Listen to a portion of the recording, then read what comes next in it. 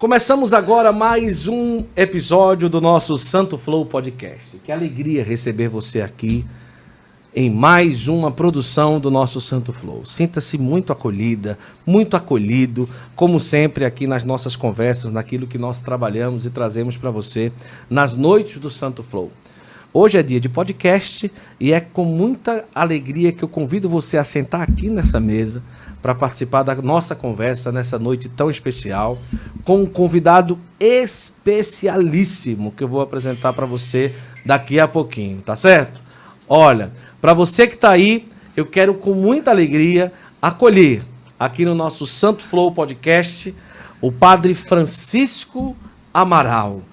Olha, no YouTube, um dos apostolados mais fecundos sobre a divulgação da devoção mariana, devoção às aparições, se assim pode chamar de devoção, nós vamos falar sobre isso também.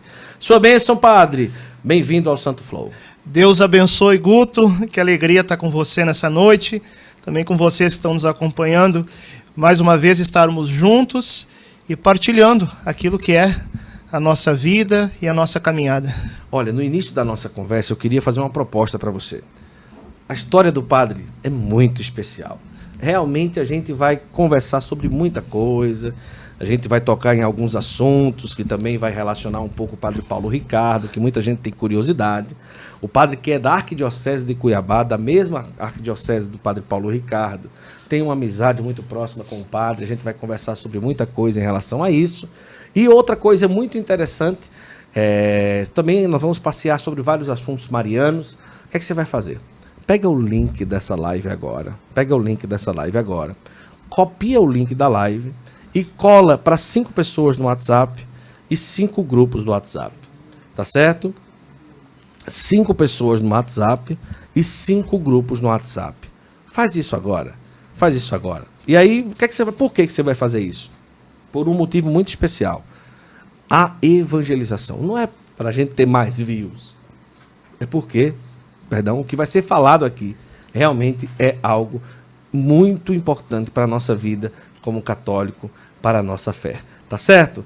Padre Francisco Amaral, Arquidiocese de Cuiabá, mas não é de lá que o senhor já veio e nasceu. Conte um pouquinho de onde que veio o Padre Francisco. Natural do Rio Grande do Sul, cidade de Porto Alegre. Carninha assada. Gaúcho. Ô, padre, o gaúcho não fica chateado assim quando você diz sou gaúcho e a primeira coisa que a pessoa fala é chimarrão e carne assada? Não, o gaúcho é bem resolvido. Assim como o senhor é também com o Grêmio, né? Internacional. Torcedor do Inter desde criança. Inclusive, já que tocou no assunto, deixa eu mostrar aqui. Essa camiseta aqui que é um pouquinho antiga, da Libertadores de 2006. Olha aí. Aquele time Fernandão, Rafael Toquei Sobes. na ferida, né? Já comecei tocando na ferida, né, pai? Desde criança, torcedor do Internacional. Ia pros estádios? Ia para os estádios. Primeiro junto com meu pai, né? Sim. Ele também é? Sim, claro. Com certeza. Lá em Porto Alegre, morava perto do Beira-Rio. Depois, né, adolescência com os amigos também. Sonhei até em ser jogador de futebol, Guto. Olha. Pensava em jogar no Inter, né? Fazer gol pelo Inter, mas quando era criança. Jogava bem? Não, esse que é o problema. Depois, na adolescência, a gente descobre que não serve pra coisa, né? Ah, é verdade. Mas eu sempre digo assim, quando dou o meu testemunho nas pregações, né? Sim. Eu sonhava em ser jogador do Inter, fazer gol pelo Inter. Mas Deus tem planos melhores para nós. Sim. O sonho de Deus sempre é melhor do que o nosso sonho. É verdade. Então, eu descobri que o meu lugar de jogar é no time de Nossa Senhora e marcar gol para Jesus. Aí tá certo. Acho que me dou melhor do que dentro das 4 linhas. Oh, que maravilha. Olha lá, pronto. Seja bem-vindo também a todos que torcem ao Internacional e ao Grêmio. Pode deixar lá a camisa, padre. Fica à vontade. Já tá ali, ele já deu um jeito, né? Padre, mas nasceu lá em Porto Alegre, família católica, como que é? Família católica. Eu tive a alegria de vir de uma família onde eu recebi a fé dentro de casa. E isso é uma graça muito grande, porque os primeiros catequistas, eles não são os catequistas da paróquia. Sim. E não é nem mesmo o padre. Os primeiros catequistas é você que é pai, que é mãe, e que tem a missão, né, de transmitir a fé. para os seus filhos. Eu tive a alegria de conhecer a fé com os meus pais. Os dois eram da Renovação Carismática naquela era de ouro. Olha que aquela maravilha. Explosão. E não eram só frequentadores, eram membros mesmo do grupo de oração e tudo direitinho, né? Eu estou falando daquela época da Renovação Carismática, que a gente chama hoje a Era de Ouro. Sim, sim, sim. Quem viveu sabe, né? Aquela explosão da Canção Nova, Padre Marcelo Rossi, anos 90. Sim, sim, sim. Minha mãe intercessora, meu pai pregador. Olha que maravilha. E os dois catequistas na paróquia também, hein? Minha mãe, catequista de criança, de primeira comunhão. Uhum. Ela botava todas as crianças dela para orar em língua na catequese. Sim, sim, sim. E meu Agora, pai, desde criança, já botava para orar em língua da catequese? minha mãe dando catequese. E o padre não achava ruim, não, padre? Não, ele brincava. Ele chegava para minha mãe e perguntava assim, mas é hebraico ou aramaico? Padre Severino, de grande memória lá de Porto Alegre. Não, ela entrava na brincadeira também, né? Era um padre muito santo. Padre Severino, Bruno, de Porto Alegre, quem conheceu sabe. Meu pai também catequista, só que meu pai dava aula para os adolescentes, E do aí, Crisma. quantos irmãos? Nenhum. Eita, Jesus. Filho único, né? Olha, quando eu entro nesse assunto, às vezes a pessoa pergunta assim, mas como que era para o senhor ser filho único? Porque hoje em dia é mais comum ter mais filhos únicos. Na época não era tão comum. É verdade. Às vezes era um pouquinho diferente, assim, na turma de escola, todo mundo tinha irmão, eu não. E eu ficava pensando assim, que eu queria ter crianças para brincar, na maior parte do tempo. Eu sempre recebi muito amor dos meus pais, Guto. Não tem nada a reclamar. Eu não vim de uma família desestruturada, não tenho histórico de abandono de pai, de mãe, violência doméstica, nada disso. Minha família, sim, sempre foi muito no eixo, nesse sentido, sabe? Sempre foi uma família certinha, no bom sentido da palavra. Mas eu tinha uma solidão em ter outras crianças para brincar comigo. Uhum. Eu queria na maior parte do tempo, porque assim, uma coisa é na escola, você convive, tudo.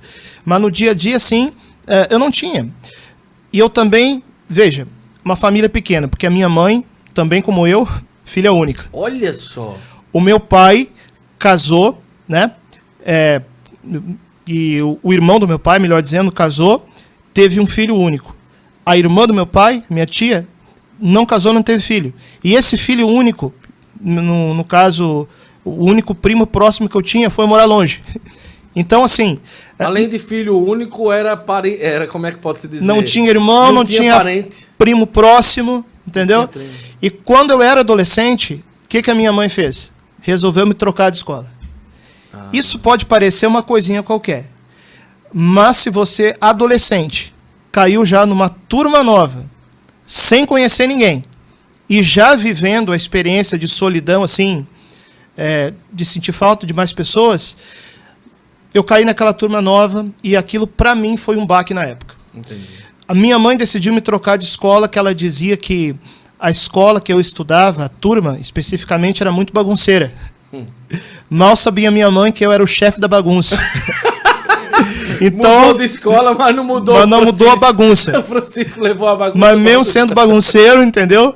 Eu nunca fui assim de sentar na primeira fila, tudo, né? Sim. Sempre foi o piadista, o zoador da turma do fundão, entendeu? Sim, sim, sim. Fui comportadinho, sabe? Mas não era assim, aquele que tira a melhor nota e tal. Agora, assim, eu caí naquela turma sem conhecer ninguém e aquilo, pra mim, foi um baque. Porque a adolescente tem muito essa coisa de bullying, né? Eu era o novato ali naquela turma. Então eu já tinha aquela solidão de infância daquele jeito. Naquela escola nova, nossa, se tornou um vazio existencial para mim. Isso com que idade, padre? 11 para 12 anos. Agora, antes disso, vamos lá, 7, 8, 9 anos, por ser filho único, como que era o dia, assim? Estudava, ficava em casa... Brincava de quê? Sozinho, de bola, boneco? Como que era? Olha, eu ia na escola de manhã, meu pai trabalhava o dia inteiro, né? Mexia com análise de sistema. Minha mãe é formada em pedagogia, mas ela sempre optou em ficar em casa também, porque ela cuidava da minha avó, do meu avô. Então eu passava a maior parte do dia assim, com meus avós, com minha mãe. De noite meu pai brincava comigo, ele sempre foi assim muito atencioso nessa parte, né? Ah, que bom.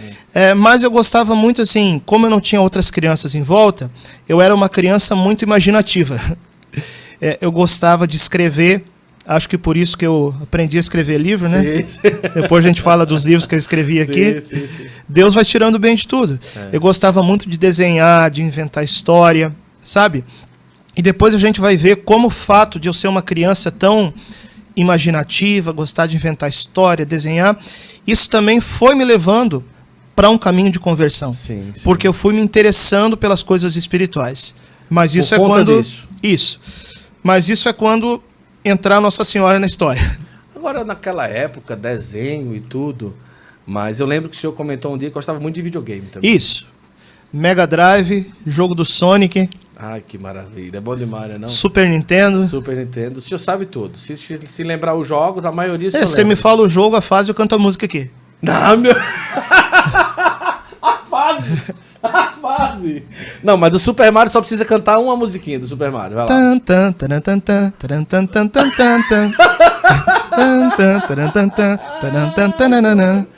Vamos lá, Top Gear.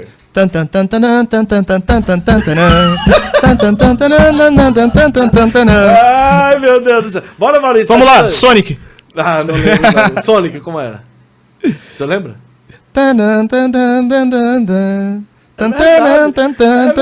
Ai, rapaz do céu, eu tô impressionado. O que mais que tem musiquinha famosa, Maurício? Vamos lá. Hã? Donkey Kong eu não lembro. Eu não lembro. Isso aí eu não lembro também. Donkey Kong, Street Fighter. O Mortal Kombat não tinha muito música, mas tinha aquela abertura, né? Não, nós somos da mesma geração, né? A mesma geração. Jogamos tudo isso. Com certeza. Então vamos aproveitar, quem sabe pelo menos meia hora. Eu tenho em casa 2 joysticks do Super Nintendo e nós vamos brincar em casa. Hoje? Vamos lá. Tá desafiado. Eu vou levar uma pizza. Mas no Top Gear, né? Eu acho que vai valer muito a pena.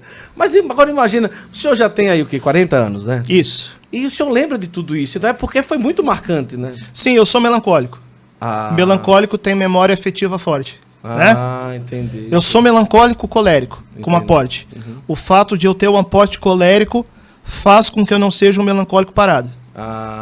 Entendi. E aí, realmente, o senhor lembra muito. Mas também porque jogava muito também, Sim. Né? Jogava bastante, né? Agora, isso atrapalhava os estudos, não? Não, porque tinha bastante limite na minha casa. Entendi.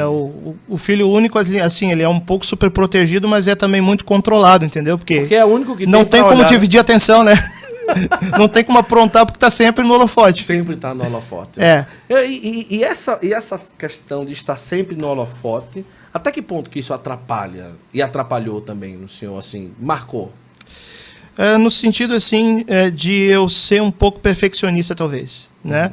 Porque tem aquela coisa, assim, digamos assim, a parte de estar no centro, às vezes o filho único acaba gostando, né? Porque tá recebendo ali o cuidado, o carinho, né? Toda a atenção. Mas o filho único é o cara que não pode dar errado. Porque só tem você. Entendeu? Então, graças a Deus eu sou padre, fui por um bom caminho. Então, já dei certo na vida. Sou padre. Entendeu? Mas, assim, a responsabilidade de trazer, de alguma forma, né, a história da família ali, você vai dar certo. Desde criança, você vai tirar nota boa. Você, sabe? Não que houvesse uma cobrança injusta em cima disso. Mas eu estou dizendo, assim, a forma que eu internalizei, entendeu? Como chegava até o senhor. Foi a minha experiência. Talvez outros filhos únicos seja diferente. Entendi. E como criança, em todas as coisas que o senhor escrevia e imaginava, o foco realmente de ser alguma coisa quando crescer era jogador de futebol, não? Não, eu quis ser tudo. Né? Jogador era um tempinho ali na minha infância. Eu queria ser ator, queria ser desenhista, né? Queria ser escritor. Bom, escritor acabei virando também. Veio junto com o sacerdócio. Que bom, falta só desenhar, né? E acabei psicólogo antes de ser padre. Eu ia perguntar. Olha, eu quero até lembrar que essa relíquia que está aqui, que eu não apresentei, é uma relíquia de 1º grau de Santa Teresinha do Menino Jesus. Isso. Você sempre anda com ela. Pedacinho do osso dela. Costumo levar em missões. Nas missões. Depois, quando chegar na parte do seminário, a gente vai lembrar. Eu vou contar para vocês Santa Teresinha. Como que Santa Teresinha também entrou na minha vida. Sim, que lindo. Agora, padre, durante a infância a gente já falou, agora na adolescência, um ponto que o senhor lembra bem é essa questão de ter mudado de colégio. Isso afetou. E aí veio diretamente a minha experiência com a Virgem Maria. É porque bem nessa época, quando eu estava assim no auge da minha solidão, da minha crise existencial, emprestaram para minha mãe uma fita de vídeo. Naquela época não tinha ainda DVD, Blu-ray, essas coisas. Era uma fita de vídeo mesmo, aquelas tamanho de um livro, né? Grandona. No caso é a fita cassete, não é? Isso. A fita cassete. E era um documentário sobre várias aparições marianas. Inclusive, esse documentário eu coloquei no meu canal do YouTube, quem quiser acessar. Padre Francisco Amaral, canal do YouTube. Se chama Aparições da Virgem Maria no Mundo. Sim. Quando eu vi aquele documentário, muitas coisas ali começaram a me chamar a atenção. Primeiro porque eu já era uma criança assim, um pouco imaginativa, curiosa. E aí eu ouço falar, eu já tinha uma formação católica, mas ainda não tinha tido uma experiência espiritual verdadeira, entendeu? Eu tinha que estar na missa, porque senão minha mãe não deixava eu jogar videogame. Tinha que fazer duas coisas para eu jogar videogame. E na missa? E na missa é arrumar o quarto. Arrumar o quarto não aprendi a arrumar até hoje. Até hoje, né? E na missa aprendi até a celebrar. Quanto ao quarto, não deu muito certo, não. Então, hoje, né? Eu não tinha tido ainda o meu encontro espiritual. Sim. Que antes de eu ter o encontro espiritual com Jesus, eu tive com a Virgem Maria. E aí, quando eu conheci as aparições marianas, me chamou a atenção. Olha, são jovens mais ou menos da minha idade, porque geralmente, quem conhece um pouquinho das aparições da Virgem Maria, geralmente são crianças ou adolescentes. No caso de La Salete, Melanie Maximino, Lourdes, Santa Bernadette, Fátima, os Três Pastorinhos, Medjugorje, tinha a Ivanka com 15 anos, a Vitska, Miriana, mais ou menos o Ivan que o senhor tem. Com 16, o Yakov com 11, Maria também com 16, entendeu? E eu fiquei pensando assim, como será que é ver Nossa Senhora? Aí bateu a curiosidade. Bateu a curiosidade. E se alguém está pensando aí que eu vou dizer que eu vi, eu nunca vi, viu? Não sou vidente, sou padre. Ficou curioso, mas não significa que viu. Né? Nunca vi, nunca ouvi, mas eu comecei a mergulhar naquilo e estudar esse assunto. Sim. E aquilo que aos poucos eu comecei a ler e estudar. Na época não tinha internet, era apostila, era livro. Eu comecei a buscar isso por uma curiosidade, aquilo aos poucos começou a fecundar o meu coração.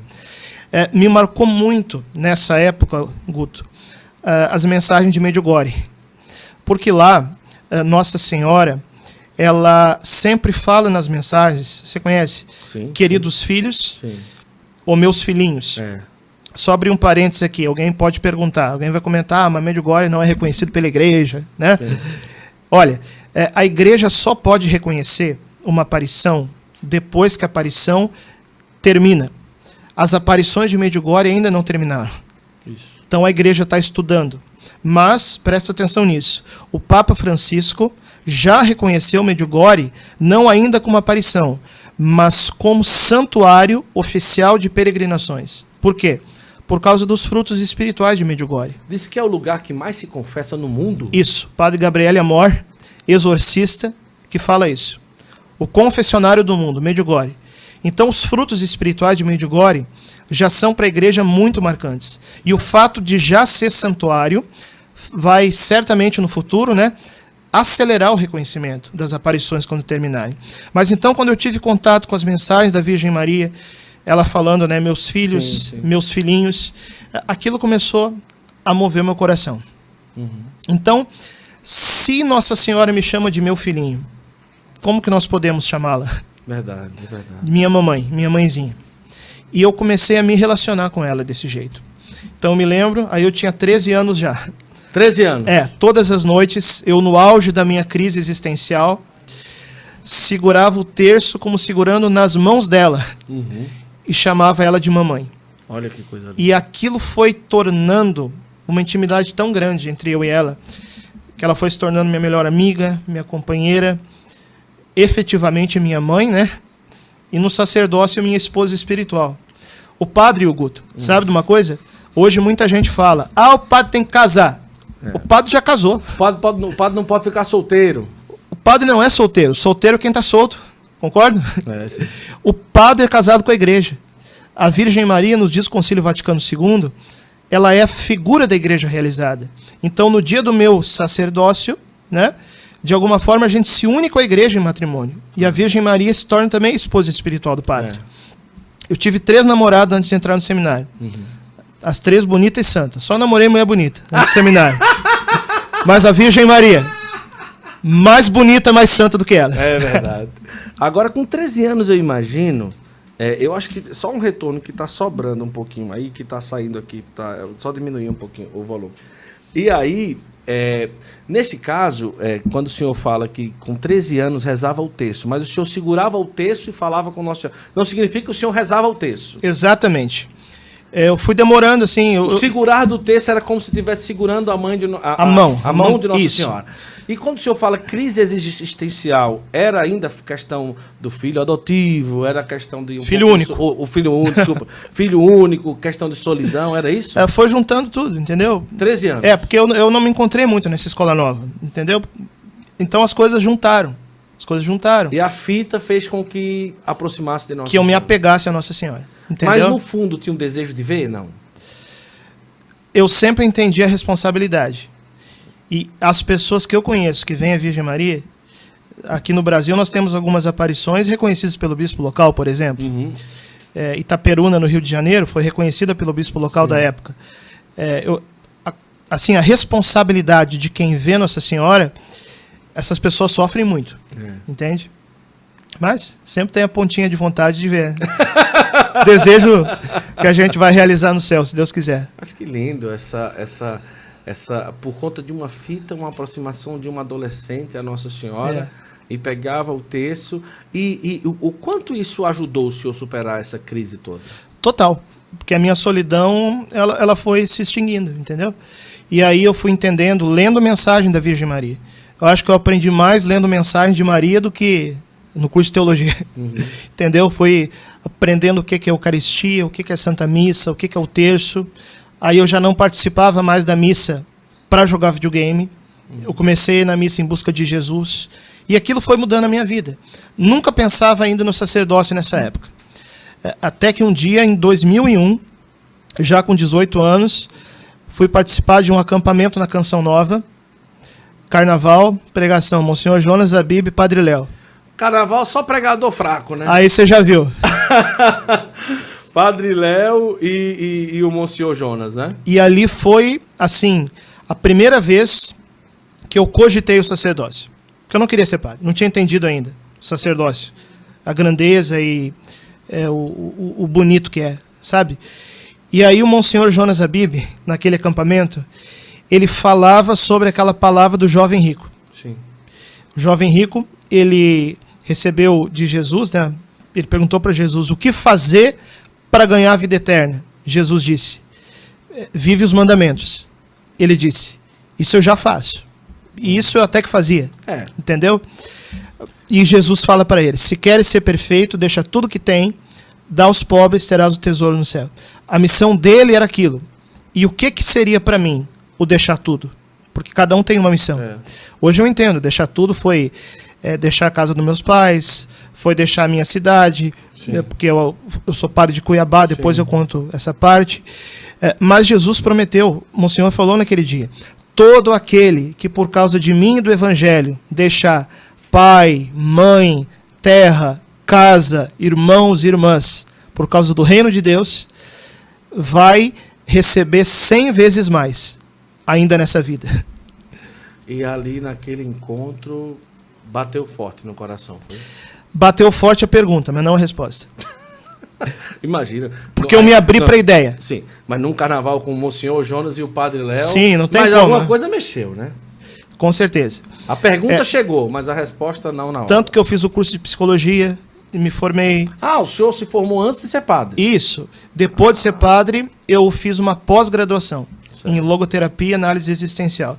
Mas eu vejo, Guto, hoje olhando para trás, a vocação é aquilo que explica a nossa vida, né? Já era uma semente do sacerdócio, procurar psicologia. O que o psicólogo faz? Atende pessoas, ajuda pessoas. Metade do nosso tempo como padre é isso. É verdade, é verdade. Agora, isso deve ter ajudado muito na vida como sacerdote. Com certeza. Né? De ajudar, de aconselhar. E eu costumo dizer que não é o sacramento em si, mas um dos apostolados mais escassos hoje na vida da igreja o padre ter ali não só a paciência, mas a capacidade de escutar com qualidade. E de enxergar o ser humano na sua totalidade. Viktor Frankl fala disso. O ser humano tem uma dimensão corporal, uma dimensão psíquica e uma dimensão espiritual, que não é necessariamente o sobrenatural, mas que abre a porta para isso. Então, a nossa tendência, às vezes, determinados setores da igreja, ou de católicos ou de evangélicos, às vezes a tendência é ver só uma dimensão, ou pensa só na questão da dimensão espiritual, coloca um monte de metas de vida espiritual, mas não come direito, não dorme direito, não descansa, não planeja, entendeu? Aí o corpo estoura e a pessoa desanima e desiste.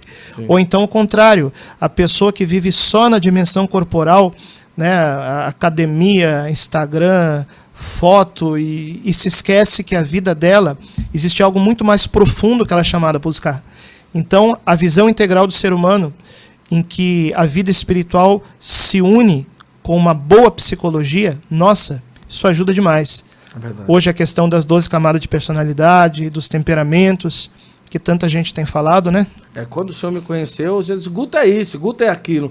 Eu não sou muito ligado a essas coisas não, mas o padre fez uma análise comigo em um hambúrguer com vinho, né? A gente tomando um hambúrguerzinho, tomando um vinho seco, não foi, padre? Vinhozinho seco, né? Vinhozinho seco com um hambúrguer extremamente calórico, né, padre? E ali demorou para digerir aquele hambúrguer lá na Canção Nova, né? E o senhor disse que eu era o quê? Eu não lembro o que ele disse, não. No dia você me parecia fleumático, mas estou revendo já. Ô, gente... Agora a gente se conhece melhor, né? Aí, ó. Não. E eu sou o quê, então, Zulene? Eu não sei. Eu sou sanguíneo, né? Estamos observando aí. Sanguíneo puro. Tá certo. Tá bom, então tá. Então, dali... agora, antes da gente passar para a experiência do senhor de ter entrado e de ter tido uma... O que é que o senhor diria aos pais que têm filho único? Aquilo que pode ser feito para evitar alguma marca um pouco mais forte. O que é que para o senhor era mais peso como filho único? Olha, além da solidão. Primeiro, um dado de psicologia também de um psicólogo americano, que é padre, inclusive, que falou sobre isso. Uma família com menos conflitos é uma família que tem 4 filhos para cima. Olha aí. Sabe por quê? Olha aí, Poliana. Tá vendo aí, Poliana? Filho único. Eu quero ver essa história aí, mano. Filho único tem a questão da superproteção. Vai ter problema. Se são 2 filhos, tem a questão do filho responsável e do filho cuidado e mimado. Entendeu? Se tem 3 filhos, tem o filho responsável, o filho cuidado e o que não é nada. O que sofre sanduíche. O que fica apertado. Se tem 4 filhos para cima, equilibra, porque vai tendo uma gradação, inclusive entre aqueles que estão no meio. Então, a partir assim do 3º, 4º filho, também as crianças já estão maiores, elas vão ajudando a cuidar. Por isso que uma família numerosa, normalmente, é um ambiente sadio. Com virtudes, claro. Se não tiver virtude, não tem ambiente sadio. Agora, sim, muitos casais até querem ter filhos, não conseguem, querem ter mais filhos, entende? Então, assim, não é uma desgraça da natureza ser filho único, não é isso. Mas é importante ter esses cuidados, né, de não superproteger demais, de aprender a dar responsabilidades, de não querer evitar que a criança sofra, porque é importante que a criança aprenda a sofrer em pequenas coisas. Quem não ouve não em casa, vai ouvir o não na rua, no trabalho, na vida afetiva, e não vai saber lidar, porque não ouviu não em casa. Eu ouvi alguns nãos em casa, então até aprendi a lidar um pouco, entendeu? Mas tem essa série de cuidados que os pais de filhos únicos é importante ter. Que maravilha. E como é que foi? Foi para a Canção Nova, Padre Léo e Padre Jonas pregando? Eu não contei uma parte importante desse dia. Como é que foi? Foi o dia que eu recebi o batismo no Espírito Santo. Foi nesse dia. No Carnaval? Ano de 2001. Olha só como as coisas... Às vezes as pessoas acham que acontece tudo ao mesmo tempo, né? Tive meu encontro pessoal com a Virgem Maria em 95. Comecei a ir no grupo de oração e orar em línguas em 99. Mas eu ainda não era batizado no Espírito Santo. Às vezes a pessoa confunde. Ela orou em línguas, teve um arrepiozinho. Foi batizado. Batizado. Não, batismo no Espírito Santo não é isso. Se você olhar a literatura da Renovação Carismática Católica lá do início, Pat Mansfield, todo esse povo, o que é a experiência do batismo no Espírito Santo? Não é um sentimento. É um negócio que muda a vida da pessoa. A pessoa vira do avesso. É uma mudança de vida. É uma mudança, mas é uma coisa assim sobrenatural, que acontece naquela hora, de maneira forte, de maneira intensa e que muda o resto da vida da pessoa. Foi no momento que o Padre Léo, no mesmo dia, Padre Jonas pregou de manhã, jovem rico. à noite, show do Padre Léo, com adoração eucarística. O Padre Léo conduzindo a adoração no palco. Eu estava prostrado no chão. Não era repouso no espírito, estava prostrado em adoração. Naquela época era comum o pessoal fazer isso, lembra? Eu lembro, claro que eu lembro. E aí eu experimentei naquele dia uma sensação de alegria, de felicidade tão grande, que eu não sei explicar, Guto. Eu não encontro explicação a não ser que aquilo é um pouquinho do céu. Porque eu nunca mais vi nada parecido aqui nessa terra. Entendeu? Mas assim, não é o sentimento que conta. É o que conta é o fruto espiritual. Porque muita gente vai no grupo de oração, chora, planta bananeira, vira cambaiota, mas sai da igreja do mesmo jeito. Isso é batismo no Espírito Santo? Nunca. Entendeu? Isso é sentimento. Então, o batismo no Espírito Santo, ele muda a vida da pessoa, de forma que a pessoa não consegue mais viver sem Deus. Pode ser que a pessoa volte para uma vida de pecado. Pode. Deus não tira a liberdade. Mas para a pessoa que foi batizada no Espírito Santo, voltar para uma vida de pecado, tem que brigar muito com Deus. Porque Deus envolveu a pessoa com um amor que não é possível de explicar. Saí da Canção Nova, queria ir em grupo de oração todo dia. Em Porto Alegre tinha bastante paróquia, então cada dia arrumava um para ir. Estava na faculdade, depois a gente vai se reequilibrando, né? Imagina eu, curso de psicologia, uma cruz desse tamanho, Bíblia numa mão, terço na outra durante a aula. E aí? Na última cadeira da aula. O pessoal zoando, ó, nem aí. Entendeu? Chamava de quê? Eu estava em outra. Ah, o meu apelido na faculdade era São Francisco. Nome Francisco. No fundo até evangelizava, né? Mas depois a gente vai assim, se reequilibrando, porque a gente vai vendo que precisa estudar, que precisa dar conta da vida, entendeu? Que precisa arrumar namorado, porque não tinha o sacerdócio ainda como uma meta estabelecida, entendeu? Porque o batismo no Espírito Santo é uma coisa tão forte que às vezes a pessoa acaba ficando meio maluca, né? É verdade. Depois ela vai buscando se vai colocando reequilibrar. A cabeça no lugar. Exatamente. Então o senhor voltou da Canção Nova procurando grupo de oração em todo buraco. Todo lugar. Né? Que maravilha. E aí veio uma caminhada em que eu fiz parte de uma comunidade Paz e Mel, lá de Porto Alegre. Muitos conhecem por conta da banda, né? Que saiu do mesmo grupo de oração. Sim. O Maninho, cantor, veio de lá. Sim. O Greco, que é cantor, também veio do mesmo ambiente, ali os acampamentos também que tinha em Porto Alegre. Fiz parte da comunidade. Aí eu me tornei pregador da comunidade Paz e Mel, formador doutrinal da comunidade, bem jovem ainda. Então eu comecei uma vida já de ministério nessa época. Até que, porque eu não pensava no sacerdócio, até que foi entrar um outro padre que também mudou bastante o rumo das coisas. Eita, que é um padre careca lá de Cuiabá, que acho que você sabe quem que é, né, Guto? Com certeza, Padre Paulo Ricardo. Padre Paulo foi pregar um Renasce. Em Porto Alegre. Em Porto Alegre. Renasce é o quê? Um encontro para seminaristas. Isso. E o que o senhor estava fazendo lá? Guto, eu estava namorando uma semana antes do encontro. Quando eu descobri que o Padre Paulo Ricardo, eu não quero saber, que eu já acompanhava pela internet. Agora. Que terrível. Eu pensei assim, olhei para minha namorada e pensei, agora você dançou. Podia vir qualquer outro padre. Eu terminei o namoro para ir no Renasce como vocacionado. E aí lá eu conversei com o Padre Paulo. A gente já tinha se conhecido na Canção Nova, mas foi uma conversa bem superficial. Porque eu também já tinha um apostolado pela internet, não tinha ainda YouTube, era a época dos sites. Então, por exemplo, Veritatis Splendor, Salve em Liturgia, Reino da Virgem Mãe de Deus, fiz parte de todos esses sites aí. São sites muito conhecidos. Sim. Que daquela época eu lembro muito. Salve Sim. em Liturgia, Veritatis Splendor, eram sites que ajudavam na formação das pessoas. Né? Isso. E aí o Padre Paulo, quando a gente conversou naquele dia, ele estava com um projeto de lançar um site um projeto novo, né? Ainda não tinha. Ele tinha alguns áudios que ele jogava na internet, mas não era o site do Padre Paulo Ricardo, que todo mundo conhece. Eu conversei com ele, pedi ajuda para discernir minha vocação, porque eu já estava 10 anos assim, né, numa dúvida, numa inquietação. E aí eu aprendi uma coisa. Não dá para ficar parado esperando o anjo Gabriel aparecer. Eu chamo isso de síndrome de São Gabriel. A pessoa está numa crise vocacional, não decide nada e fica esperando o anjo aparecer para dizer o que ela tem que fazer. Gente, não é assim que Deus age normalmente. Está numa crise vocacional? Então, ou você vai namorar, ou você vai conhecer um seminário, uma comunidade, uma casa religiosa. O que não dá é ficar na atitude covarde e preguiçosa, parada, esperando uma coisa do céu acontecer. Deus espera a gente dar os passos. Aí o Padre Paulo fez uma proposta para mim. Ele disse assim: eu te ajudo, tu me ajuda. Me ajuda no site, que eu já fazia um trabalho com internet. E ele disse: e eu te ajudo na tua vocação. Aí eu fui morar em Cuiabá.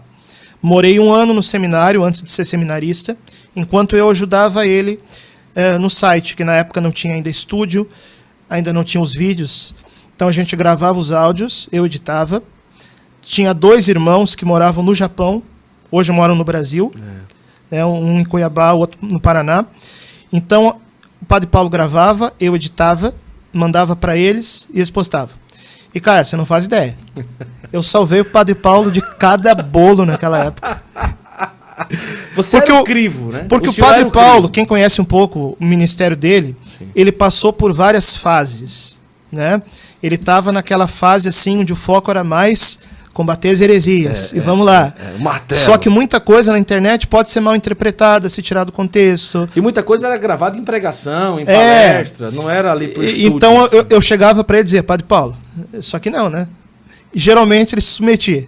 Então, eu acho que eu livrei de muito bolo nessa época. Eram muitos áudios? Era muita coisa, não? Não era tanta coisa ainda. Eram uns 3 por semana no começo. Ah, entendi. Né? Para colocar no site. Isso em 2010. E aí eu entendi uma coisa, que eu tinha uma missão em Cuiabá.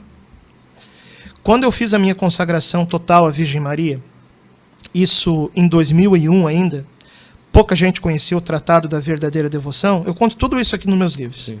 Tanto no Segredo da Virgem Maria, como no Sou Todo Teu Maria. No final a gente mostra aqui. Sim.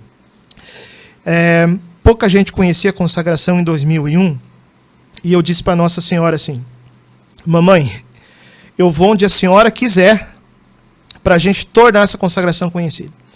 Nunca imaginei que eu ia morar em Cuiabá. Olha. Mas aí, chegando lá, eu dei o Tratado da Verdadeira Devoção de presente para o Padre Paulo.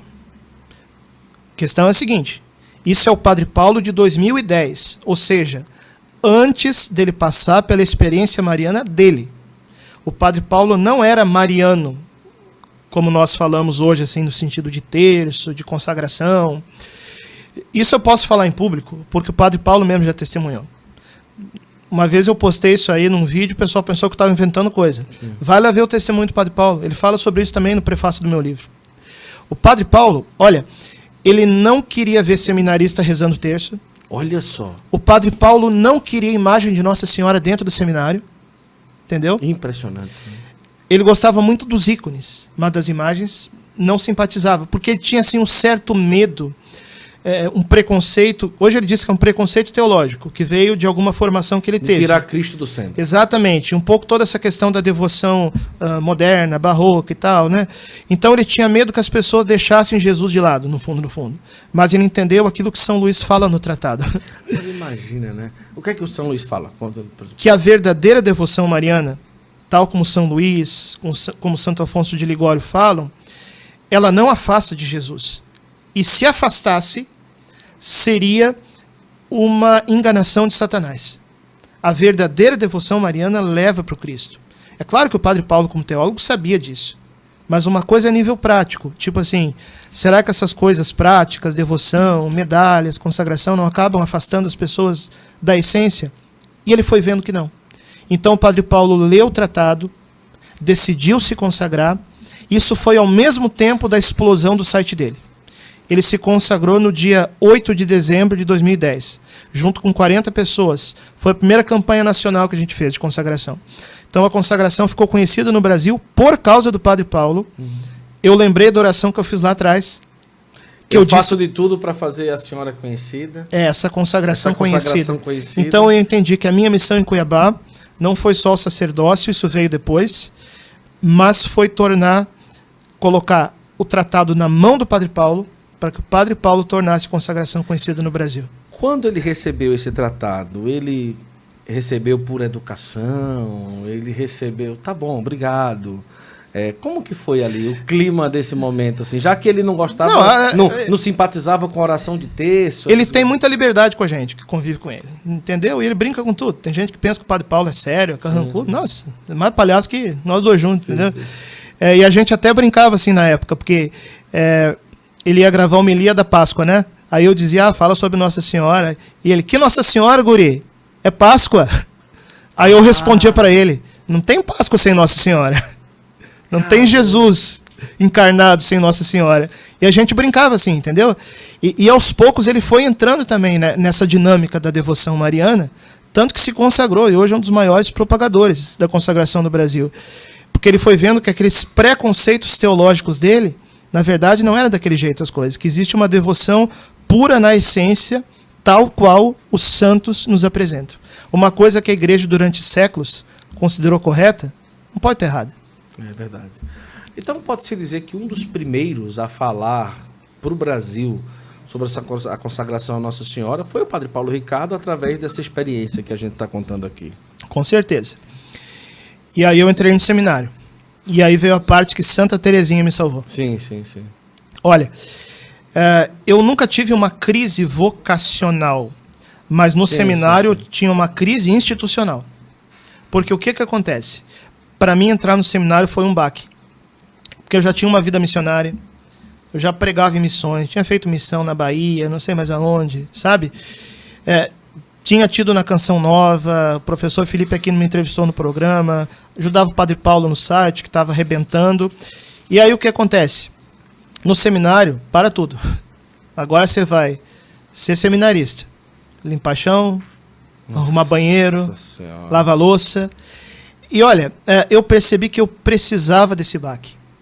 Porque quando a gente está com o coração assim um pouco soberbo, vaidoso, eu percebo que na época eu estava um pouco assim. Já era pregador, missionário, já tinha um apostolado, já tinha uma vida, já trabalhava ali com o Padre Paulo Daqui Ricardo. Daqui a pouco para tudo, entendeu?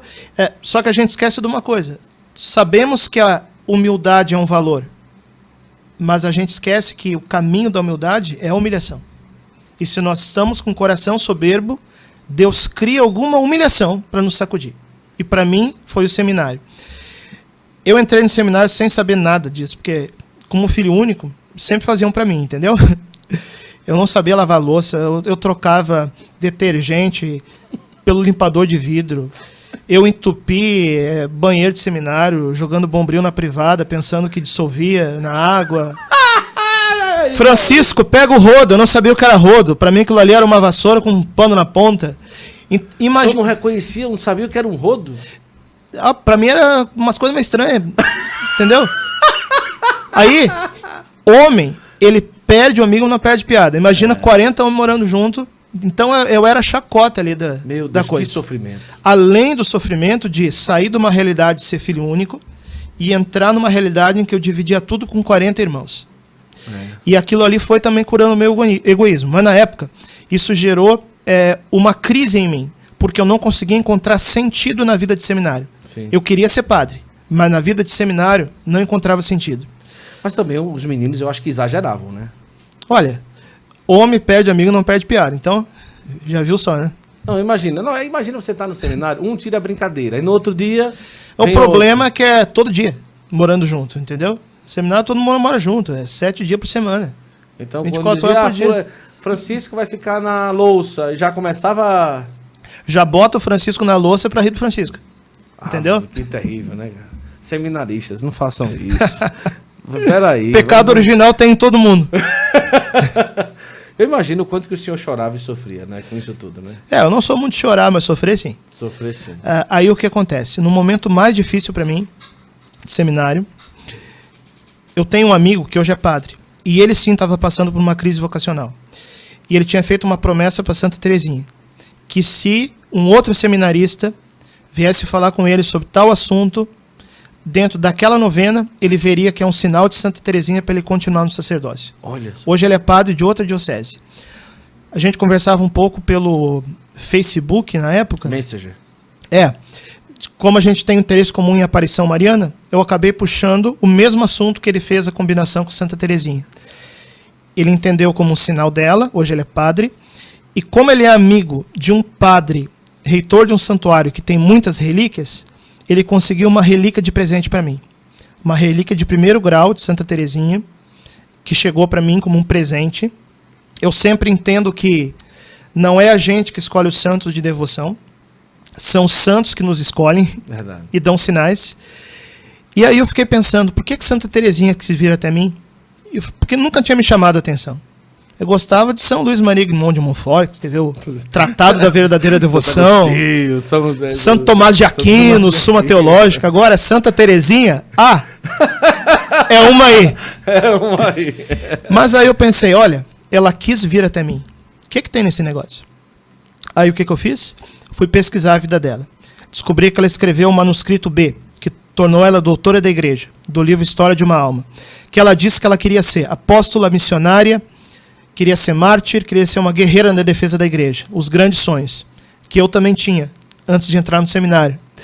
E aí Santa Teresinha descobriu uma coisa: no coração da igreja sereia o amor. Ela foi colocando o amor em cada coisa que ela fazia. Na louça que ela lavava, no chão que ela limpava, na pessoa que ela ajudava.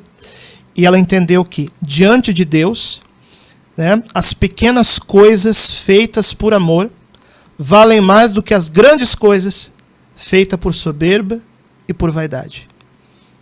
E aquilo foi educando meu coração. Eu comecei a tentar viver isso no seminário. Isso foi dando um sentido para a vida de seminário que não tinha.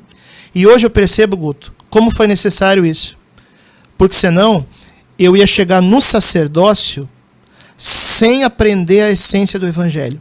Que consiste em quê? Na infância espiritual. Se fazer pequeno para que Deus cresça em nós. Hoje eu realizo muitas missões, escrevo livro, né, prego e tal, que eu sonhava realizar assim.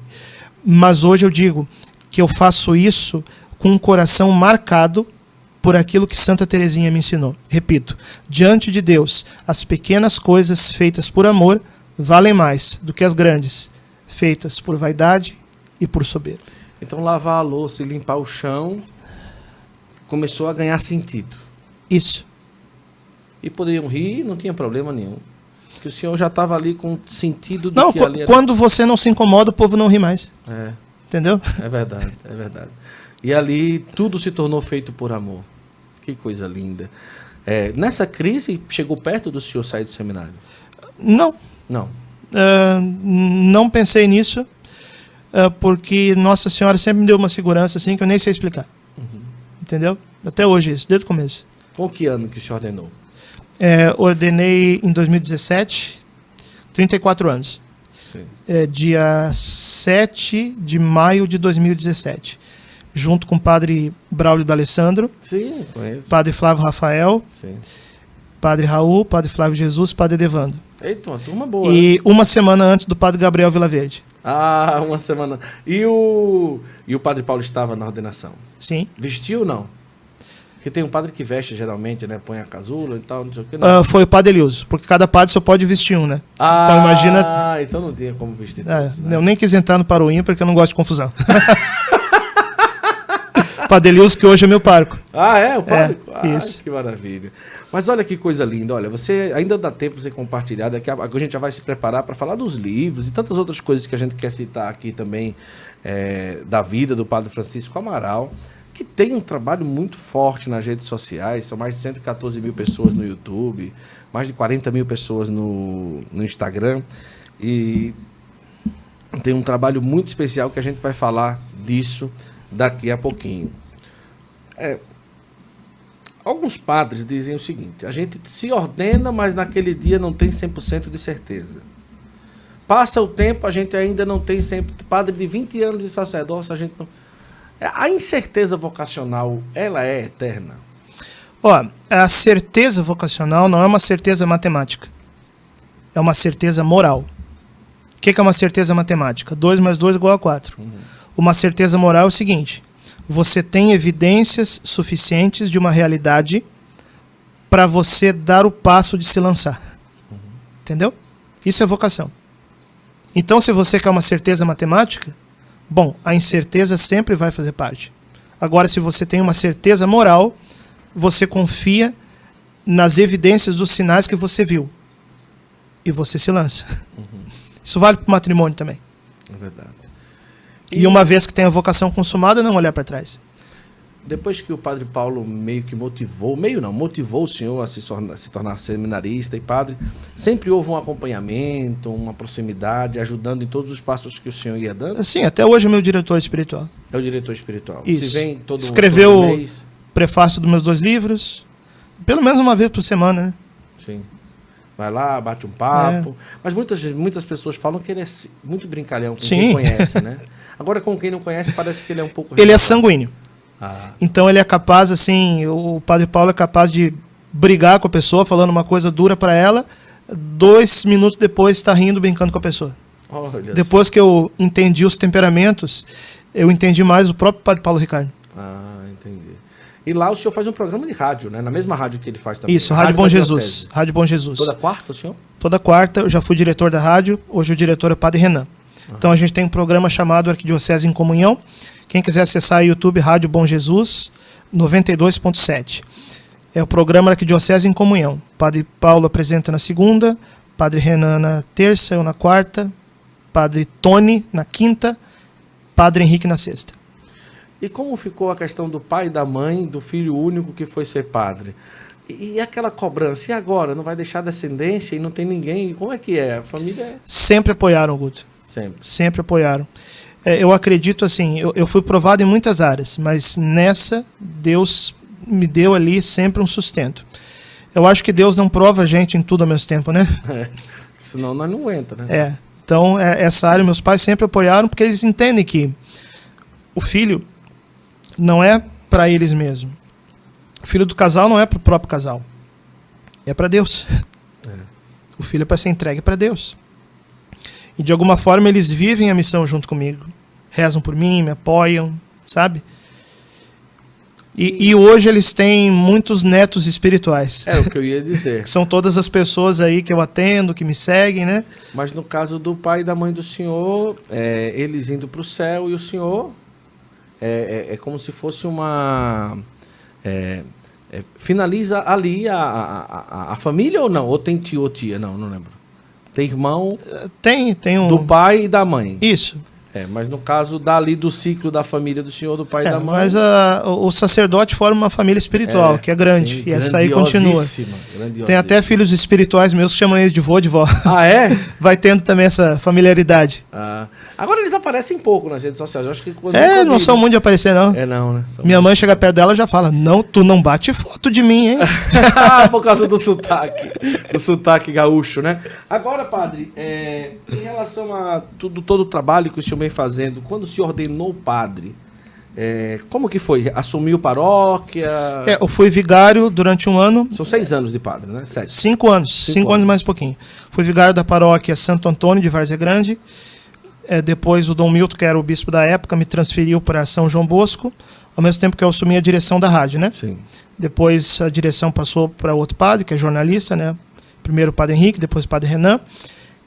E agora continuo vigário da paróquia São João Bosco, ali de Cuiabá, onde o pároco é o Padre Elilson. E livros, como que foi? A primeira vez, esse aqui é o primeiro, esse aqui de baixo. Sou Todo Teu Maria. Prefácio do Padre Paulo Ricardo, a apresentação do professor Felipe Aquino, né? Bem fraquinho, né? Bem fraquinho. Olha, né? eu nunca tinha escrevido nada, tinha que entrar com uma credencial boa, né? Tinha que entrar com uma chancela, né? E aqui a intenção era trazer um pouco daquilo que é um resumo da consagração da verdadeira devoção? Seria isso? Porque eu vejo assim, Guto. E uma desmistificação também. Muita gente se consagrou sem ler o tratado. Direito. Teve gente que leu, não entendeu. Teve gente que leu, entendeu e saiu dando contra-testemunho. e isso meio que queimou a consagração. Sim. Tivemos muitos casos, né? De pessoas e tal. Por conta do exagero. A negligência e o exagero, né? Então, um e outro, né? Também.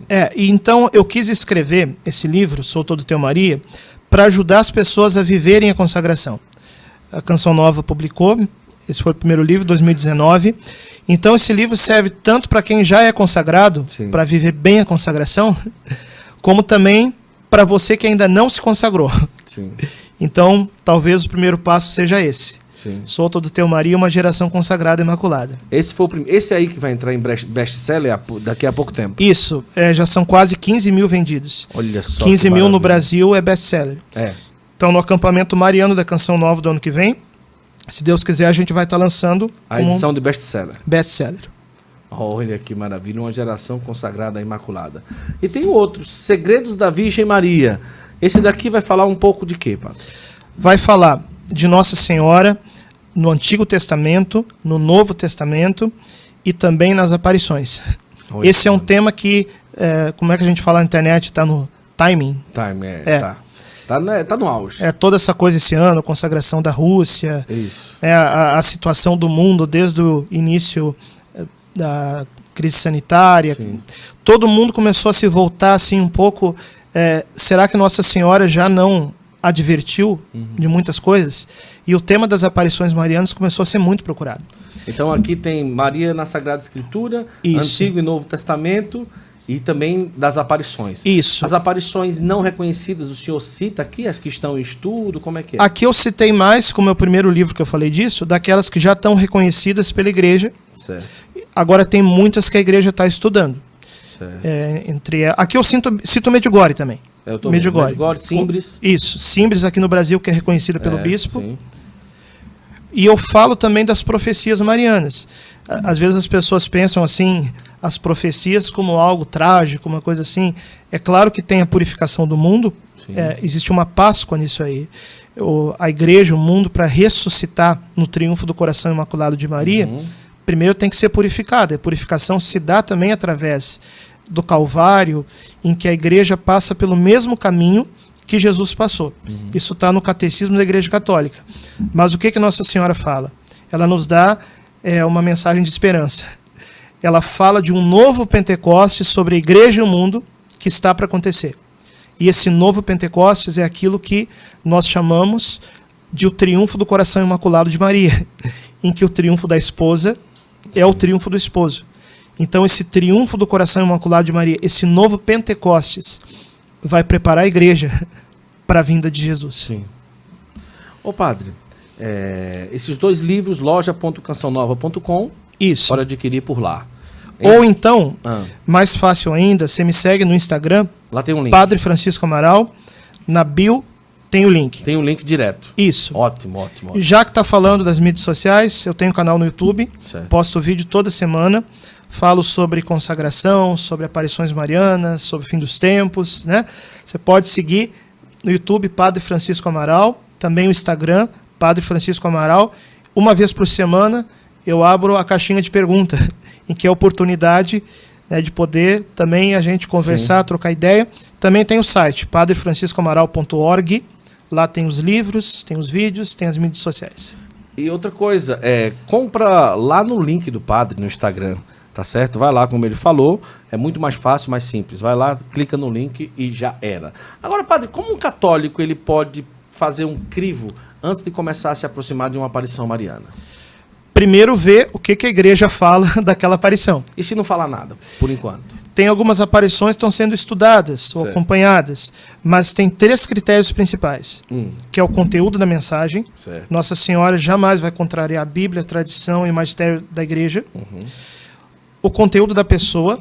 Se espera que uma pessoa que veja a Virgem Maria tenha uma maturidade espiritual, uma maturidade humana. Eu recebo muita gente no meu YouTube dizendo que está conversando com Nossa Senhora. Muita mesmo? Muita, você não faz ideia. A maioria é tudo maluco. Padre, mas Nossa Senhora não pode falar com maluco? Pode, mas daí é uma experiência pessoal. Eu estou falando aqui de um critério de credibilidade perante a igreja. Isso. Então é o conteúdo, a pessoa e os frutos espirituais. Nossa Senhora, ela conduz para que a gente viva o Evangelho. Padre Gabriele Amorti e também o Padre René Laurentin, maior mariólogo do século XX, falando de Medjugorje, perguntaram para o Padre René Laurentin, Medjugorje não pode ser obra diabólica? Ele disse, olha, só se o demônio se converteu. Nunca vi demônio rezar terço, mandar confessar, a pessoa indo na missa, entendeu? Então os frutos espirituais são o terceiro critério, para que a gente tenha assim os critérios da igreja mesmo, para discernir as aparições. No Brasil, as aparições que talvez o senhor consiga citar em alguma pregação, em algum curso, alguma coisa. Nós temos no Brasil 5 aparições que receberam reconhecimento dos bispos locais. Certo. Simbres, em Pernambuco, década de 30. Congonhal, em Minas Gerais, década de 80. Itaúna, Minas Gerais, década de 80. Campinas, Nossa Senhora das Lágrimas, estado de São Paulo. Olha, não sabia. Reconhecido pelo bispo da época, Dom Francisco Barreto. Década de 30 também. Itaperuna, no Rio de Janeiro, na década de 90. Inclusive, Ana Paula, que foi uma das confidentes, que viu Nossa Senhora, tem um apostolado lindo no Instagram. Ela estava no Congresso Angélico. Isso, Mãe do Infinito Amor.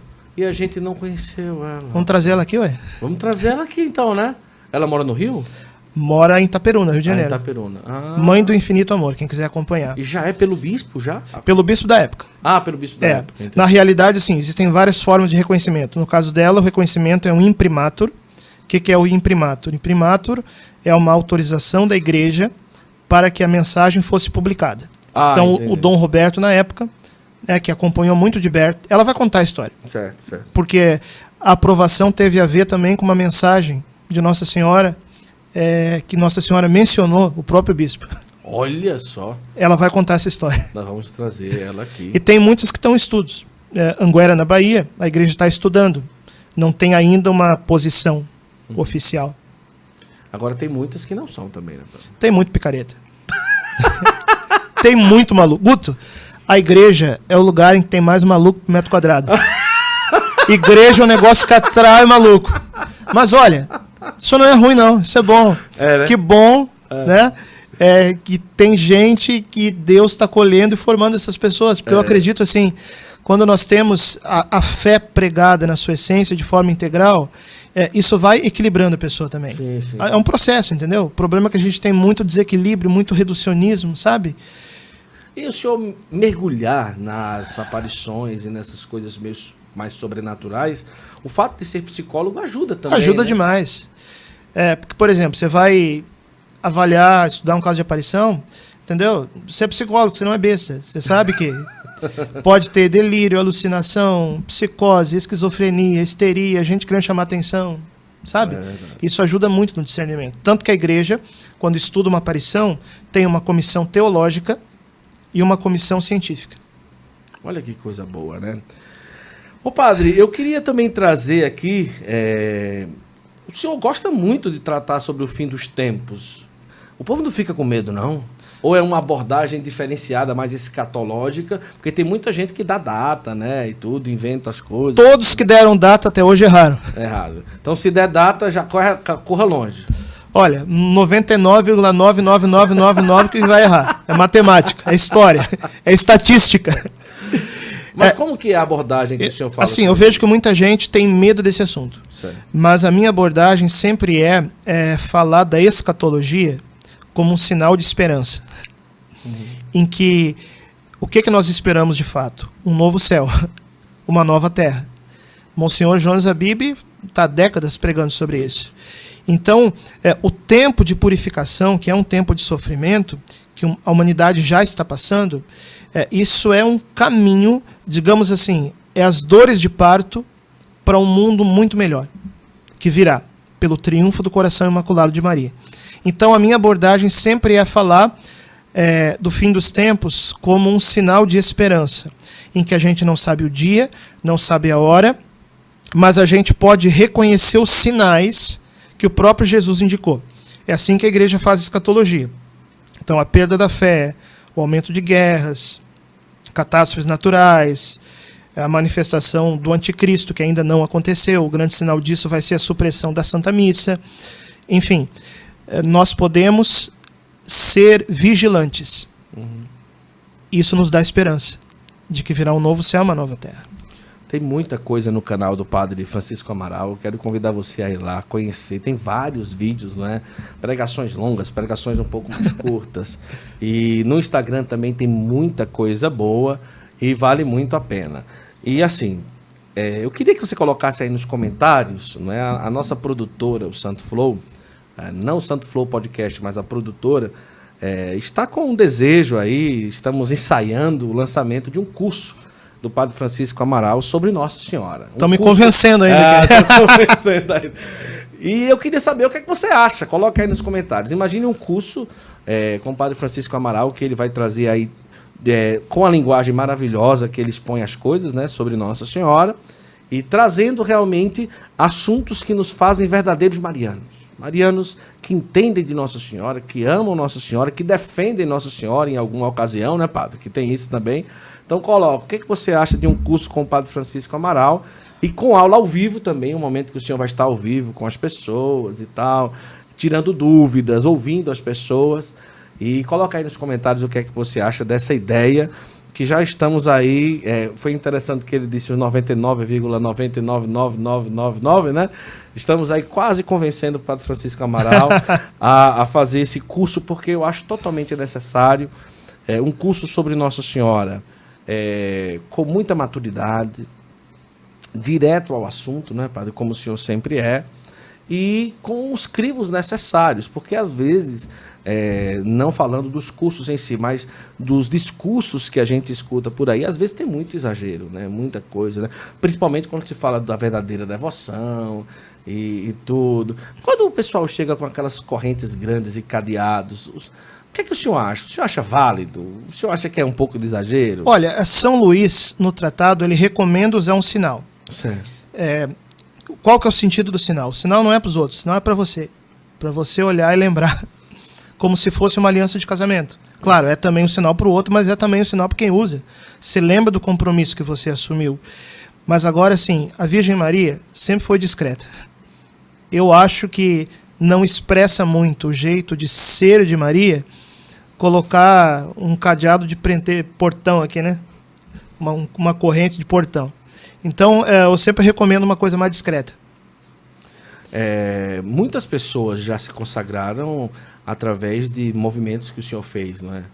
De campanhas de consagração. A gente começou em Cuiabá, o negócio se expandiu no Brasil, também as distorções começaram a aparecer. Agora acredito que a gente está numa nova fase, que é um momento de formar essas pessoas. Algumas até se afastaram, trazer de volta e poder apresentar para a igreja aquilo que é uma devoção mariana equilibrada. Como diz o Concílio Vaticano II, né? Que não haja exageros e nem reducionismos, para nenhum lado. Isso é muito importante, muito importante. Olha só, que conversa maravilhosa que está aqui. Vai colocando, além de sua opinião do curso, vai colocando o que é que você está achando aqui da nossa conversa, que daqui a pouco já está se encaminhando para os finalmentes. E eu quero trazer um quadro aqui de Nossa Senhora, e o padre vai explicar por que o senhor anda com esse quadro em todas as missões, leva para todo lado. Qual que é a história aí, padre? Esse quadro aqui, que é Rainha da Paz. Sim. Só que, na verdade... Lado, que é melhor para o pessoal ver. Que aí, pronto, aí tá ótimo. É uma foto, né, de uma imagem da Virgem Maria, que fica próxima a Medjugorje. Certo. É a Rainha da Paz. Sim. E ela foi pintada segundo a descrição dos videntes de Medjugorje. Em que eles diziam, como que é Nossa Senhora? Tem olhos azuis. Foram descrevendo, né? Face rosada quando sorri, cabelos castanhos, cabelos ondulados. E, na minha opinião, é a imagem mais bonita que nós temos, já pintada dela, né? Aí perguntaram depois para os confidentes, ficou parecida? O Yakov disse, está até parecidinha, mas a Virgem Maria é muito mais bonita do que isso. Então, um quadro, uma imagem não é capaz de captar a beleza da Rainha do Universo, que manifesta toda a beleza e toda a glória de Deus. E a beleza não é somente as expressões, os traços, mas a beleza da alma da Virgem Maria, das virtudes, da santidade, do amor dela. Olha só que louco. No primeiro instante da vida terrena dela, de Santo Afonso de Ligório, ela tinha já uma graça especial, né, de uma visão infusa de Deus. Ela amava mais a Deus no primeiro instante da vida terrena dela do que todos os anjos e santos de todos os tempos. Então é a beleza da alma de Maria, dos dons dela, dos carismas, dos frutos do Espírito na vida dela. Ela tem todos os dons, todos os carismas. É a esposa do Espírito Santo. O senhor já foi acusado de mariano exagerado alguma vez na vida? Não. Por quem não me conhece, sim. Mas geralmente a pessoa conversando um pouco e ouvindo um pouco que eu trago, não costumo ver esse efeito, não. Porque o senhor fala com um amor tão profundo, né? Isso é muito belo de ver. Mas é um amor experimentado, né, padre? Experimentado, né? Desde pequenininho. É o que dá alimento ao meu sacerdócio. Não imagino o meu sacerdócio sem a Virgem Maria. Mas ela me conduziu até aqui, desde o início, como nós partilhamos hoje. e ela continuou me acompanhando. Sempre penso nela ao meu lado quando subo ao altar para celebrar a missa. E acredito que as mãos do sacerdote, né, são o útero de Maria, que gera o corpo de Cristo. Sim. Por isso o costume de beijar a mão de padre. Não é porque o padre é bonitinho, o padre é legal, o padre não sei o quê. Não. As mãos do sacerdote é o útero de Maria, que gera o corpo de Cristo. Eita, Jesus sacramentado. Vamos aqui, Nossa Senhora, pega aqui, Nossa Senhora. Eu quero dizer o seguinte, para você que está acompanhando aqui o Santo Flow de hoje, a gente está tomando aqui um suquinho de uva, né? Suquinho de uva, até que já esquentou aqui, rapaz. Tem que trazer gelo aqui para esse Santo Flow, rapaz. O negócio tá... Tem uma aguinha, né? Cafezinho, não veio cafezinho hoje, só no... Pãozinho de queijo. O senhor assiste o pão de queijo nos outros e não teve pão de queijo. Pois é, né? para mim não tem. Não tem, padre. É assim mesmo, né, padre? Estamos em jejum, né? Pois é. O pessoal aqui... Hoje foi meio... Minha esposa... Mas teve a carninha já, né? Porque o senhor não experimentou, assim, o que é casar. É difícil, padre. Não é brincadeira, não. É um processo diário. Fora do ar, depois a gente conversa, né? Não é brincadeira. Brincadeira. Eu acompanho muitos casais. Sim. Então a gente se intera dos dramas aí, da vida de casado. Se intera dos dramas. Se intera dos dramas, foi ótimo. Ô, padre, olha, eu quero dizer pra você... não deixar de seguir o padre nas redes sociais, no Instagram, Padre Francisco Amaral, no YouTube também. Acompanhar bem esse trabalho muito especial. Em breve também está vindo o 3º livro, né? Pode falar, padre? Pode falar. Um spoiler. Não tem título ainda. Não tem título. Mas qual que é a abordagem do 3º livro? A ideia é para 2024. Certo. Então, no primeiro eu falei da consagração. No segundo, da Virgem Maria na Bíblia e nas aparições. Certo. O terceiro, eu quero procurar unir 2 universos que parece que não tem nada que os una, mas que no fundo fazem parte da mesma realidade. O universo da formação humana, certo, e da devoção mariana. Então eu vou pegar toda essa coisa que eu tenho um pouco da psicologia, da logoterapia.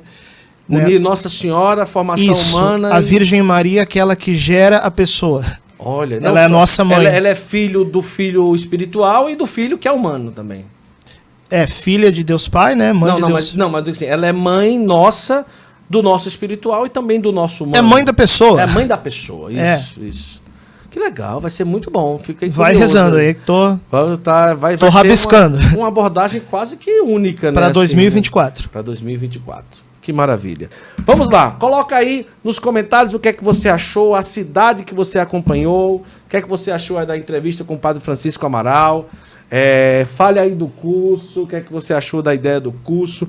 Coloca aí nos comentários, vamos fazer uma grande tempestade aí agora nos comentários. O senhor tem ido muito na Canção Nova, né? Sim, desde o lançamento do livro.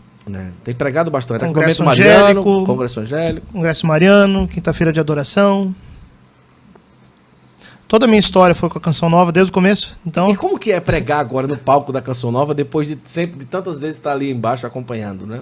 É muito doido, principalmente muito doido. Quando é no Rincão, não no centro de evangelização. Não, ao contrário.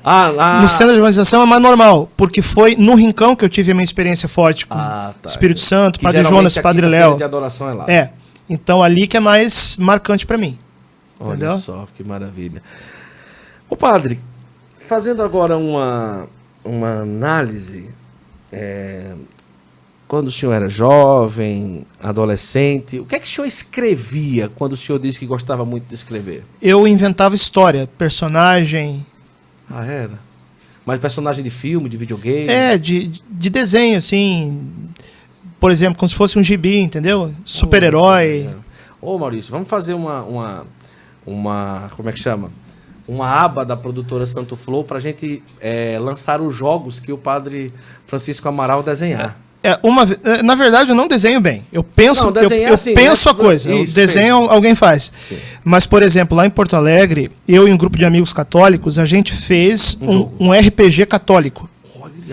RPG aí o pessoal não sabe o que é. RPG católico, é um jogo em que você interpreta um personagem. Sim. A gente usou mais ou menos o sistema do AD&D, que é um jogo bem conhecido, mas a gente colocou personagens católicos. Então, ao invés do guerreiro é o cavaleiro, ao invés do mago é o clérigo, ao invés do elfo o personagem mais equilibrado, o monge, né? Ao invés das magias, os dons do Espírito Santo. Então, assim, ficou um sistema bem consistente. Nunca foi divulgado isso. E nunca foi Mas a lançado. gente fazia para jogar nós ali na mesa. Fizemos cartinha, tudo. Uma boa, né, Maurício? Vamos pensar nisso, né, futuramente. Como chamava o jogo? Você lembra, não? Cristandade. Cristandade. É. Bom nome, hein? Bom, o senhor se dava bem, então, né, no jogo, né? Eu geralmente mestrava, né? O mestre é o que conta a história, que... Ah, tá. Vai contando a história. É. Eu jogava RPG. Tinha muito, é porque tem vários, né, na época, né? Mas eu também não era muito de videogame, não, mas gostava de jogar, assim, videogame, computador. Computador, você chegou a jogar, não? Sim. O quê? Doom? Doom, Pokémon? Actua Soccer. Sim, claro. Ixi, só que era maravilha, né? E assistir, o senhor gostava também, não? Super Campeões?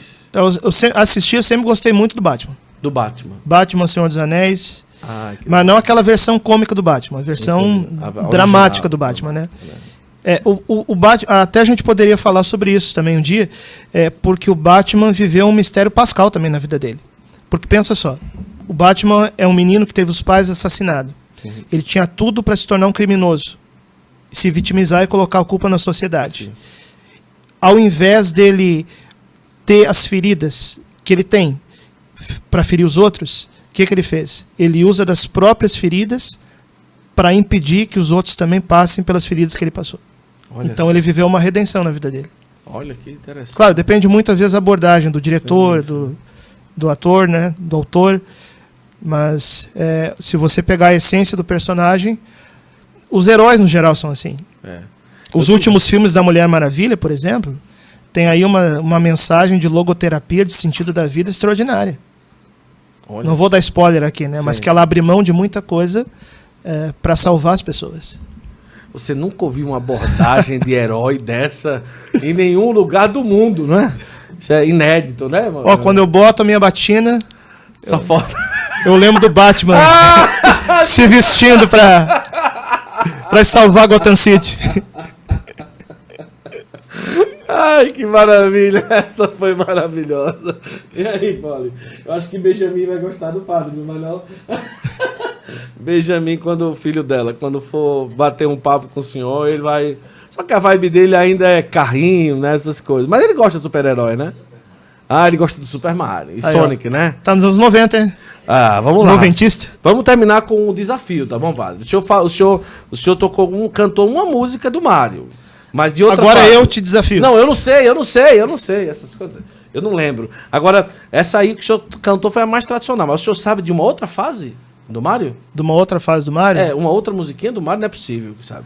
A da estrela, né? A da estrela? Tan, tan, tan, tan, tan, tan, tan, tan, tan, tan, tan.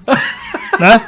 Tu lembra dessa, Maurício? Lembra também? O padre Agora eu te desafio. Eu não lembro. Street Fighter. Street Fighter. Vai lá. Pode ser de qualquer personagem. De qualquer personagem. Eu não lembro. Vá, diga aí, duas, pelo menos. Vai, vamos lá. Primeiro personagem.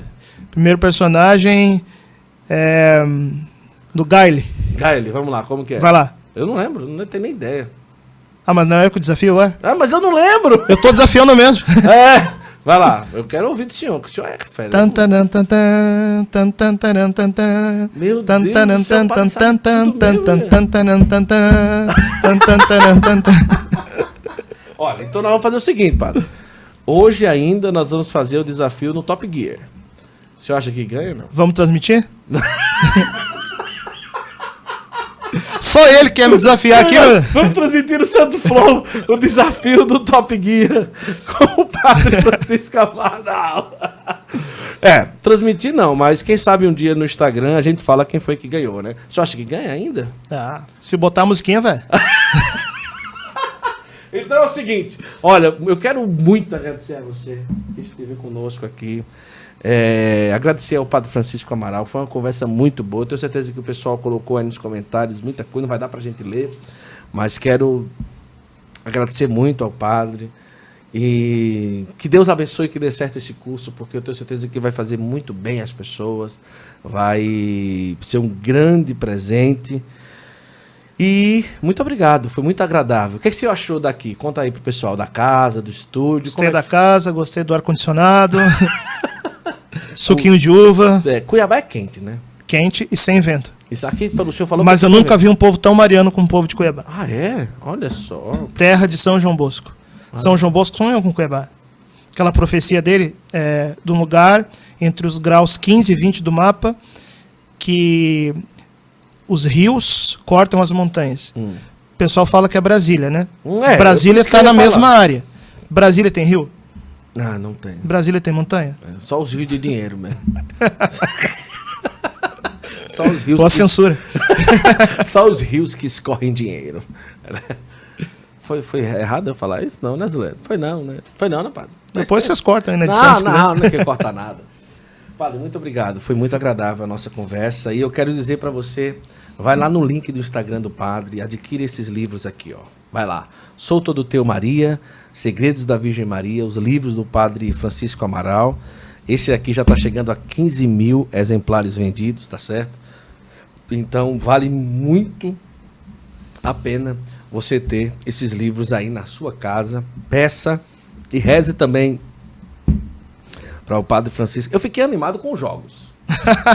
Fiquei animado com os jogos católicos. Eu acho que é uma lacuna na igreja, não é? Não se tem. Nunca foi explorado. Nunca foi explorado. E hoje não existe outro tempo mais propício para a gente tentar trazer isso hoje. E nesse grupo de amigos, a maioria católicos, teve alguns que nem são católicos, começaram a jogar também. E no jogo eles começavam a aprender o que é um dom espiritual, né, o que é uma virtude, porque os personagens têm as virtudes também, fazem os testes de virtudes durante a partida. Então, evangeliza, de alguma forma. Olha que massa. Cristandade. E aí, Maurício, o que achou? Cristandade. Vamos pegar esse jogo aí e botar pro Brasil todo. Tem umas cartinhas. É um jogo de RPG católico. E é possível ter RPG católico. Não tem nada que seja...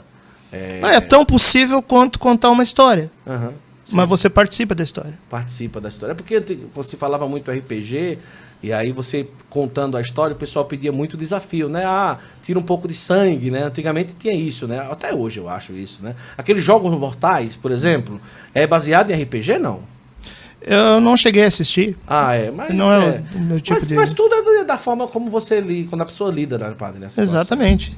Exagero tem tudo, né? Então, beleza. Pessoal, muito obrigado pela audiência, que Deus abençoe. Obrigado a toda a equipe aqui do Santo Flow, que esteve aqui conosco. Um episódio muito especial, emocionante, porque o amor que o Padre Francisco Amaral expõe, assim, transborda com a Virgem Maria, é algo muito, muito bonito, muito verdadeiro, muito sincero, muito puro, como de criança, como a experiência dos 13 anos, né? Isso é belíssimo, né? É muito especial. E quero que minhas filhas também sigam esse caminho de amor a Nossa Senhora, e eu tenho certeza que as pessoas que estão aí também. Então, hoje o desafio Top Gear, né? Top Gear. Então vamos terminar cantando a música Top Gear. Juntos? Juntos. Vamos lá. Vamos lá. 1, 2, 3 e...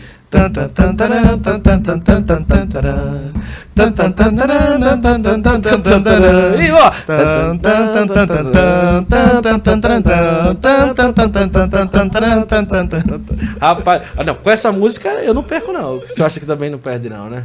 Vamos lá. Vamos lá. O pessoal do estúdio tá todo mundo assim, ó. Meu Deus.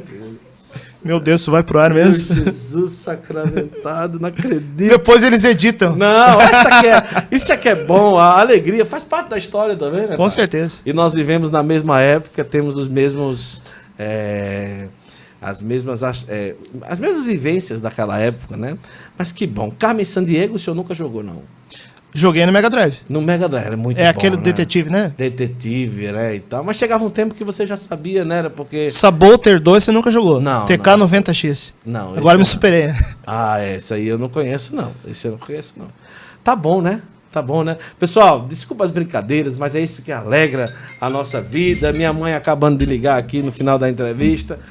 Um beijo no coração de todos vocês. Muito obrigado. A partir de amanhã, nós estaremos em todas as plataformas digitais, além do YouTube, assim que terminar, Apple Music, Spotify, Deezer, Amazon Music, todos os lugares que você imaginar para escutar esse podcast aqui, que foi maravilhoso. E eu quero pedir para, assim que sair daqui, 2 coisas para você fazer. Seguir o Padre Francisco Amaral no YouTube e no Instagram. E também adquirir o seu Reveravit para você entender o quanto é bacana essa suplementação alimentar que vai fazer uma grande diferença. Eu vou terminar falando do Reveravit. Um beijo no coração e até o próximo Santo Flow, se Deus quiser. Deus abençoe.